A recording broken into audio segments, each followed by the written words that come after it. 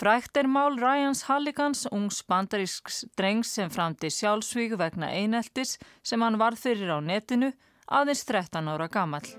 Just days after Ryan's suicide, John turned on his son's computer, looking for answers. I started to say, okay, there has to be something here. At the time, I was concerned about what everybody was concerned about, predators and pedophiles, right? I mean, that was what the media was talking about. You heard the horror stories. I thought, oh, let me go log on to his AOL account. Let me see if Ryan's friends will open up to me online. People would say things to Ryan over the internet and at school. Like, you were such a loser, and just really mean things. Over the summer, Ryan had become the victim of a vicious cyberbullying campaign. One boy had started a rumor that Ryan was gay.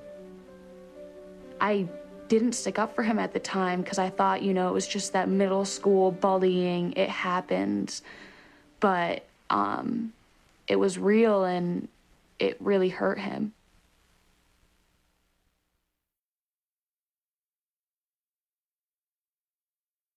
Ef þetta kemur upp hjá barninu þá að gera að vista allt. SMS, þú veist, það boðið upp á þetta í öllum símum að vista SMS og tölvupósta ekkert mál að geyma og eins og þessi MSN sem sagt samtöl. Það þetta að stilla tölvuna þannig að þú vistir.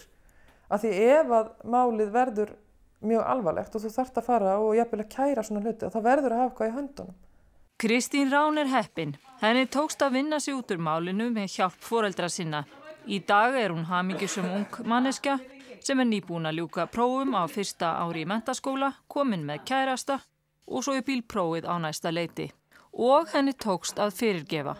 Ég og þessi stelpa, við erum alveg vinkonur og við tölum mikið saman. Við erum í saumaklubb saman og blöðrum og blöðrum. Ertu ekki feinuð að tókst að enda þetta svona vel? Jú, ég mjög fegin. Þegar greinir okkur á og erfiðleikar magnast þá, aldrei samt þú æðra skalt, því ástin sigrar allt. Það mikið söngur í þinni fjölskyldu? Já, það það. Og tónlist? Já. Og þú ert þetta náttúrulega? Já, ég ekki eins mikið í þessu og aðrir en ég... Spilar á hljóðfæri? Nei, mér langar að læra gítar og svona, ég bara geta ekki út á fötluninni. En annars það ég ábyggilega mjög mikið í þessu. En ég gera það mjög ofta að syngja það fram á spegilinn heima og svona ímynda mér að ég sé að syngja fyrir svona fullt af fólki. Það ekkert hægt þótt að ég sé orðin 17 ára gömul.